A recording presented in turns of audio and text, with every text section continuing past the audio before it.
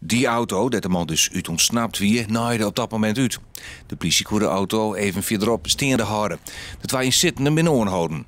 Uit onderzoek die blikken dat nog meer mensen belutsten wien bij de ontviering. Daarom die de politie even later een inval op een camping in Boelenslane.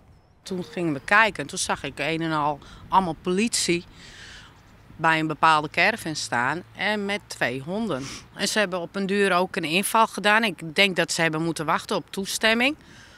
Dus, en na die inval was het eigenlijk ook zo gebeurd. Was het heel rustig. Bij de inval werden nog een strijdmeesken oppakt. Ik heb een man uit Drachten, een vrouw uit Stiensgeer en een inwoner van Oerterp.